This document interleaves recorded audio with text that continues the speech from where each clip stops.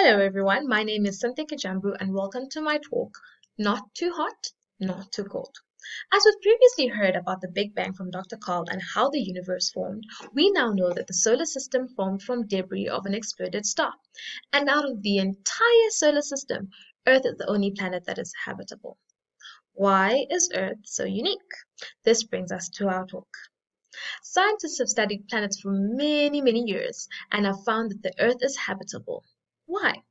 Throughout this workshop, we're going to go through this hierarchy model and discover how each of these aspects/topics of our planet affect our planet and come to a conclusion as to why our planet is habitable. In my talk specifically, we're going to be looking at Earth as a bare rock and focus on its temperature relative to the planets closest to it and how this could possibly affect the habitability of our planet. In our solar system, we know we've got 4 rocky planets and 4 gaseous planets. However, in this talk, we're only going to be focusing on 3. We're going to be focusing on Mars, Earth, and Venus. Earth is in the middle of Venus and Mars. Earth is protected from harmful radiations by its magnetic field, and it also has the right ingredients such as water and carbon. So maybe that is why it's habitable, but we'll see. Scientists have known that the temperatures of Venus and Mars are not sustainable for human life. However, the temperature of Earth is. We can now study this further and see how much more we can learn about why our Earth is habitable. With the use of observations, we are going to draw up a hypothesis that creates a relationship between habitability of our planet Earth and its distance relative to the Sun. We will look at some tools needed to test our hypothesis. These include discussing the effects of temperature on our planet in conjunction with some high school physics in order to draw up an important equation that we can use for our model planets to calculate the effective temperature. From the results, we'll be able to find out if there are any factors that affect the habitability of our planet or if it's just temperature and distance. And finally, we will talk about what makes South Africa so special. Scientists have studied temperatures of these planets for a long time, like we said. I have now created a graph to show you the relationship between the temperature in degrees Celsius, which is on the y-axis, and the distance from the Sun, which is on the x-axis. If we look at Venus, right? The temperature of Venus is above 400 degrees, which is very hot in comparison to what conditions we're used to living under. And if we look at Mars, Mars is between 0 and 100 degrees, which is really cold. But if we look at Earth, Earth is between 0 and 100 degrees. The approximate temperature of Earth is 14 degrees, which seems okay because we're surviving on our planet. Now let us look at the distance from the Sun. Venus has a shorter distance from the Sun in comparison to Mars, which has a much larger distance from the Sun, and Earth is somewhere in the middle. So now that we've made these observations, it's time for us to draw up our hypothesis. Before we draw up our hypothesis, I'm going to use a short childhood story called Goldilocks and the 3 Bears. Do you know this story? Well, if you don't, here it is. Once upon a time, there was a little girl named Goldilocks. She went for a walk in the forest. Pretty soon she came upon a house. She knocked, and when no one answered, she walked right in. At the table in the kitchen, there were 3 bowls of porridge. Goldilocks was hungry. She tasted the porridge from the first bowl. "The porridge is too hot," she exclaimed. So she tasted the porridge from the second bowl. "The porridge is too cold," she said. So she tasted the last bowl of porridge. "Ah, this porridge is just right," she said happily, and she ate it all up. Just like the porridge Goldilocks tasted, scientists concluded that Venus is too hot, Mars is too cold, and the temperature of Earth is perfect as it is the only planet that can currently sustain human life. From this, we now make the hypothesis. Earth is habitable because it is the right distance from the Sun. As we go along, we will see if this hypothesis can be proven to be true or false. How will we do this? Well, let's carry on and I'll show you how we'll do this. We'll start off by taking our real planets and creating simplified model planets. You will learn more about models in the Habitable Planet workshop. Our model planets are planets that are looked at as bare rock. When we look at a planet as bare rock, we take away the oceans, clouds, animals, almost everything. And we focus on the size, the color, and the distance from the Sun. I hope you got that. We basically take away almost everything except the size, the color, and the distance from the Sun. While we are focusing on our model planets, we will then apply some basic physics concepts to create an equation referred to as the model equation. This equation will allow us to calculate the effective temperature of each of our model planets. We'll start off by creating this model equation, for our planet Earth. Let's jump right into it. We're going to start by looking at the base of our model equation. And the base of our model equation is the law of conservation energy. This may be familiar to most of you. The law states that energy cannot be created or destroyed. It can only be transferred from one form to another. This tells us that the amount of energy in a closed system is fixed. For a planet in equilibrium, we can conclude that the incoming energy will be equal to the outgoing energy. This will be needed for our rest of our talk. Please note that for incoming energy, we will be using yellow, and for outgoing energy, we'll be using red. Blackbody radiation. What is blackbody radiation? We know and can see that the sun radiates energy because it's hot, and we can see it light up the sky, and that energy is sometimes used to power up our houses. However, if we look at Earth, it's much cooler than the sun. And people don't speak of Earth's energy powering up our houses, so we may think that in fact it does not radiate any form of energy. However, the fact stands that all bodies emit electromagnetic radiation. So, blackbody radiation is the maximum amount of energy an object can emit. A blackbody absorbs all electromagnetic radiation incident on it and emits the amount of heat it receives. Earth absorbs incoming radiation and heats up in a similar way to a blackbody. This concept is applied later in the talk when designing the equation of incoming radiation. Here we have a graph which shows us the intensity of radiation emitted by a blackbody as a function of wavelength and temperature. On the y-axis, we have normalized intensity, and on the x-axis, we have wavelength. We also have different light ranges. So we have UV light, we have visible light, and we have infrared. As the temperature of the blackbody increases, the peak wavelength shifts from red to blue. This will now be illustrated.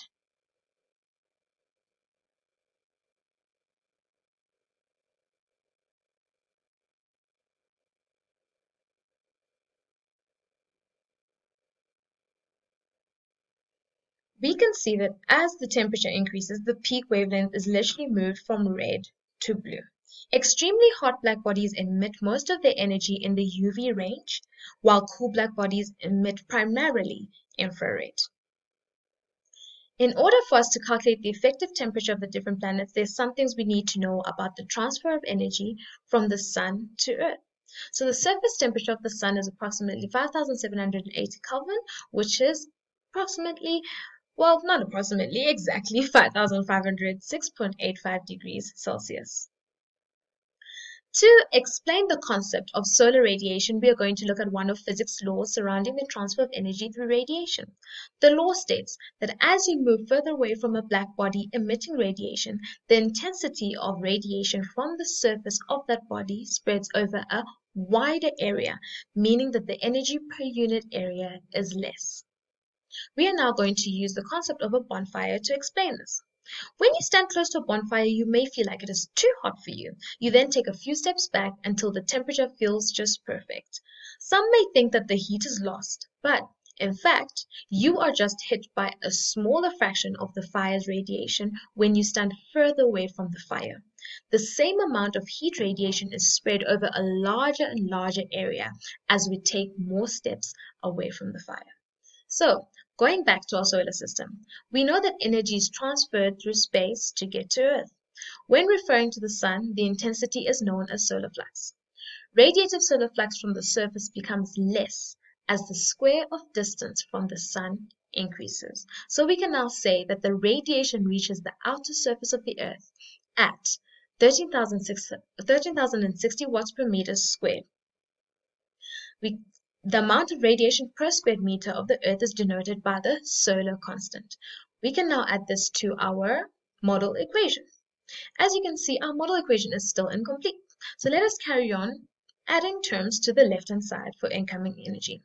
Despite those that say that the Earth is flat, We know that it is a sphere that rotates on its own axis. Therefore, when we look at the surface area of the Earth, we refer to the surface area of a sphere. Surface area of a sphere is 4 pi r squared. Given that the Earth's shape and tilt of its axis, the sun's rays do not cover the entire surface of the planet at a given time and at the same angle. The solar flux is said to be intercepted by the planet, as you can see in the diagram. Therefore, the total radiation striking the surface of the planet is equal to the amount the planet intercepts to cast a shadow. As seen in the diagram, the cast shadow is in the form of a 2D disk. So, we can say that the radiative solar flux covers a portion of the Earth equivalent to the area of the disk, which is 4 pi r squared. We can now add this to our model equation as well. You can see we've added pi r squared and we've added our unit meter squared. Our left-hand side of the equation is still incomplete. So let's go along. Let's look at dark and light albedo. Let's look at dark and light clothing. When one wears dark clothes, we heat up because dark colors absorb more heat and as a result absorbing more light, whereas light colors absorb less heat because they reflect more light energy and the person does not heat up as much. This shows us that different surfaces on Earth have what we call different albedo. We are now going to look at Earth and see how to calculate its albedo. As I previously said, Earth absorbs incoming radiation and heats up in a similar way to a black body. All heated objects must emit electromagnetic radiation, especially if surrounded by empty space.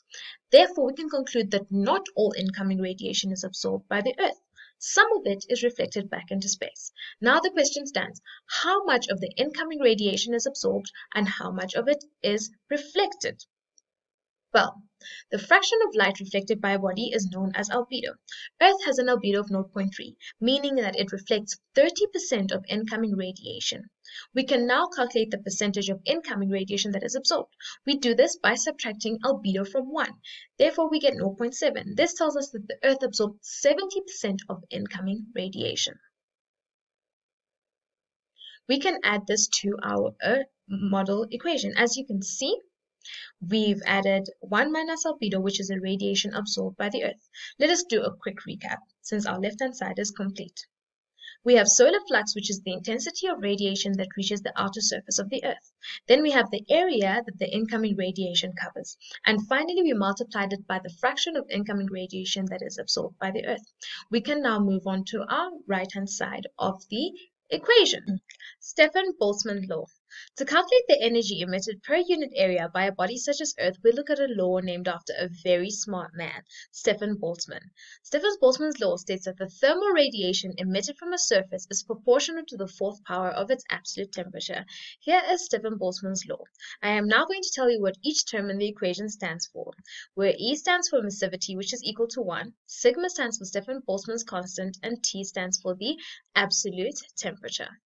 This law applies to black bodies such as Earth. Now let's put that into context with the radiation transfer from Earth and back into space. Only a small part of the sun's rays are reflected in comparison to those that hit the surface of the Earth. Therefore, we can say that the incoming radiation is greater than the outgoing radiation, and as a result, the Earth's temperature will increase. From Stefan-Boltzmann's law, we can see that thermal radiation is directly proportional to the absolute temperature, and as the temperature increases, the thermal radiation also increases. However, the increase of the thermal radiation is much greater than that of the temperature to its fourth power. If we apply this to Earth, we can say that the outgoing radiation increases faster than the absolute temperature, and at some point the outgoing energy will equal incoming energy. We will now add Stefan-Boltzmann's law to our equation. As you can see, we've added it to the right-hand side of the equation with watts per meter squared as our unit. We will now continue to complete the right-hand side of our equation. We know that only 1/2 of the Earth receives incoming radiation. When it comes to outgoing radiation, the Earth irradiates from every square meter of a sphere. Therefore, we can say that the area of Earth's surface which energy is radiated is equivalent to the area of a sphere. We now have a complete model equation as we've added the area with a unit of meters squared. We are now going to do a quick recap. For the incoming energy, we have the solar flux, which is the intensity of radiation that reaches the outer surface of the Earth. We multiply that by the area that the incoming radiation covers.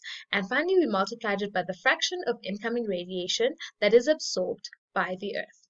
Now to move on to our right-hand side of the equation. For outgoing energy, we used Stefan-Boltzmann's law to calculate the heat radiated from the planet and multiplied it by the total area of the planet because it irradiates from every square meter of the surface. To calculate the effective temperature, we are going to use our model equation. I have taken out the units to make it a little bit easier for you.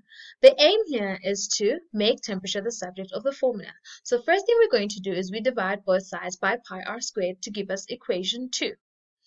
And we then need to isolate temperature. So we divide the left-hand side by 4 emissivity and sigma, which gives us temperature to the 4th power on the right-hand side, as you can see in equation 3. However, we don't need temperature to the 4th power, we just need temperature on its own. So we then take the 4th root of the left-hand side of the equation, which will give us equation 4. And from that, we can then substitute in the variables that we know. So albedo is 0.3, as we've discussed. The solar constant is 13,060 watts per meter squared. Emissivity is 1. Stefan-Boltzmann's constant is 5.6703 times 10 to the negative 8. And from this, we can get the temperature of Earth to be 255 Kelvin, which is approximately negative 18 degrees Celsius. The same model equation can be applied to Venus and Mars. And from this graph, where we have the temperature in Celsius as on the y-axis and distance from the sun on the x-axis, we can see that Venus and Mars are colder than Earth. And I'm going to show you another graph which basically highlights the differences between the model planets and the actual planets. We can see that the effective temperature of Venus is much lower than the actual temperature of Venus, and Earth is a little colder than the actual temperature of Earth, and Mars not much colder, but it is still colder. From this graph and our observations, we can conclude that the distance from the sun in its entirety is not accountable for the right temperature of the Earth. Therefore, our hypothesis is rejected. We will now look at why South Africa is special. South Africa is home to the Square Kilometre Array, one of the world's largest radio telescopes, allowing us to learn more about our solar system. So, to summarize our talk, we observed the temperatures of planets closest to Earth to find out what could be the cause of the habitability of our planet. From our observations, we could see that whatever it is, Venus was too much of it, Mars was too little, but Earth was just enough. We then drop our hypothesis that Earth is habitable because it's the right distance from the sun. Using some scientific knowledge, we learned that along the way we were able to form a model equation which calculated the effective temperature and observed the model temperatures. From our results, we were able to conclude that the distance from the sun is not in its entirety accountable for the right temperature of the Earth. Therefore, there must be some other factors that play a role or contribute to the temperature of the Earth. Could it be light? Could it be air? Well, we'll find out on our next talk.